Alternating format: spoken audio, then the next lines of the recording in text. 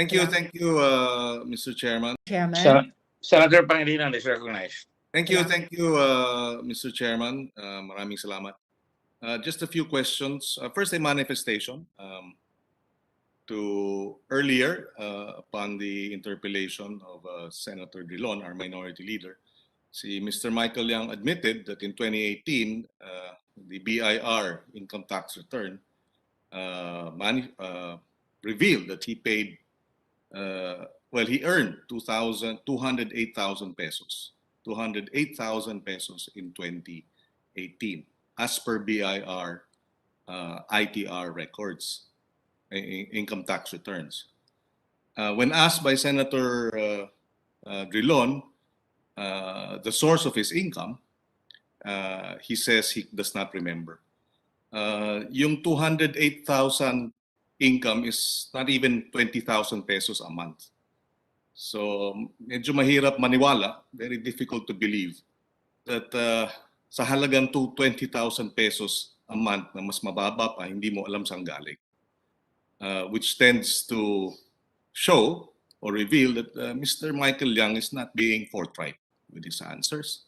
And it also shows if he has all these investments and he's into trading, bakit 18,000 pesos a month lang ang kinikita niya? So again, a red flag in terms of tax evasion perhaps, which the committee should take note of. And that is our preliminary manifestation.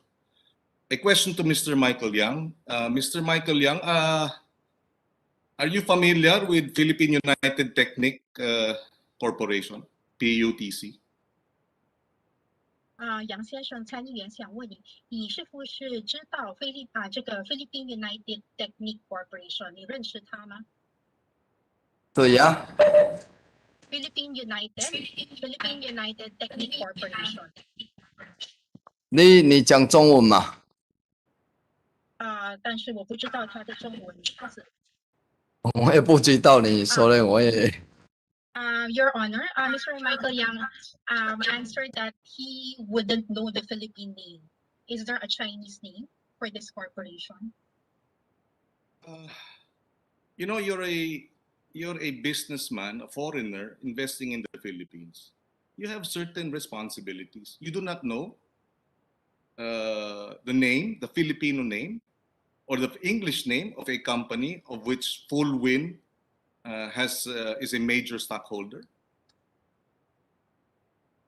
Philippine United, okay. If you don't know Philippine United Technic Corporation, which I doubt very much, you know how to speak Tagalog or you understand Tagalog. And Philippine United Technic Corporation is English. I think you understand that too. And I find it incredulous for you to say you don't know the English name of this company. I beg you, I apologize for this, or not apologize, but I'm sorry if I feel this way that you are lying to this committee, Mr. Yang. Do you know Mr. Dennis Manalastas? 参议员在问你，你认识 Dennis Manalastas 吗？意思啥？你认识 Dennis Manalastas 吗 ？Dennis Manalastas。哦，地理系哦，这个是这个认识，这个地理系我认识，我们的以前的法务顾问，以前的。Yes, I know him. He was our legal consultant before. He is no longer connected with you, Mr. Yang. 那他现在跟严先生没有关系了吗？他今年我们疫情，今年2021年8月份他走了。2021他几年走 ？What is it? What is the? 没有听到你好像20，我应该是2021年8月份走了，我有听我们的领事部说。I think he left in August of 2021. I heard from our human resource department that he left around August 2021. But he confirms that he used to lawyer for Mr. Michael Yang.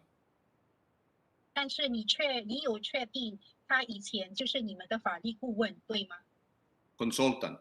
谢谢。 ？Yes, I confirm that I'm a legal consultant. Yes, and just to inform Mr. Yang, I don't know if he was present in the previous hearing.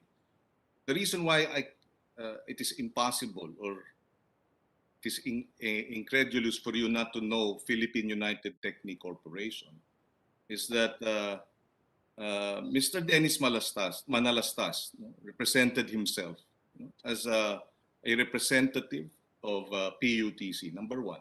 Number two, it's also impossible for you not to know PUTC because PUTC is also involved or has been involved in another scandal involving the Philippine Charity Sweepstakes Office, wherein the entire Bids and Awards Committee of the PCSO resigned because of a contract and a controversial bidding involving PUTC. And number three, for the record, Mr. Chairman, why I believe Mr. Michael Yang is lying is because in a previous hearing, Mr. Lincoln Ong confirmed that of the, except for one member of the board, kilala, confirmed ni Mr. ni Lincoln Ong na kilala nakilala niya lahat ng board members ng PUTC. Tama po ba yun, Mr. Ong? Di ba? You confirmed. Kilala mo lahat sila, hindi ba? Yes po, Mr. Chairman. Kilala ko po sila. Yes, and the reason why kilala mo sila, because sabi mo mismo, nakilala mo sila dahil ikaw ang interpreter ni Mr. Michael Yang. That's correct po, Mr. Chairman. So, Mr. Yang, wag na kayong magsinungaling. Please do not lie to this committee. You know Philippine United Technique Corporation. And we take offense that you think you can lie and get away with it. We are representatives of the Filipino people. Show us some respect. And we would like to place on record, Mr. Chairman, that while we were speaking, Mr. Michael Yang chooses to openly yawn as we are. Do you have anything to say, Mr. Michael Yang? Your Honor, I will translate your statements. 杨先生，参议员是说，他想跟你说，在你上次的听证会，他觉得，这是不可能，他很难相信你不认识 Philippine United Technique Corporation， 因为你刚才有提到说你认识 Dennis Manalastas 先生，而 Dennis Manalastas 先生他自称他是 Philippine United Technique Corporation 的代表，那是第一点。然后第二点，翁先生他也确认了，在 Philippine United Technique Corporation 的全部的董事，除了一位董事外，他认识全部的董事董事会里面的成员，他全部都认识。他会认识他们是因为你的关系，因为他当你的翻译员，所以他当你的翻译，所以他认识了 Philippine United Technique Corporation 的全部，除了一位董事以外，他全部的董事他都认识。就是因为你的关系，所以他认识他。然后参议员先跟杨先生声明说，你不要对这个蓝带委员会撒谎。因为你很清楚的知道 Philippine United Technique Corporation 这个公司，你不要认为你可以撒谎，摆脱我们是菲律宾人民的代表，你要尊重我们。而且刚才我有看到我在讲话的时候，参议员在讲话的时候，你有在打哈欠，你有什么想对参议员说的吗？我解释一下，打哈欠可能做6、7个小时累啦。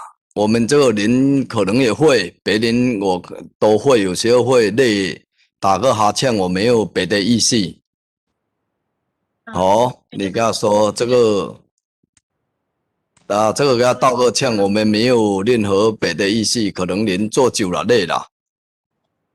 I would like to explain to Your Honor that I would like to explain to Your Honor that I don't have any intention, and I would like to apologize about my yawning a while ago. Maybe it was because I have been sitting here for 6 to 7 hours, and maybe I was tired. That's why I could not help myself but yawn, and I would like to apologize for this.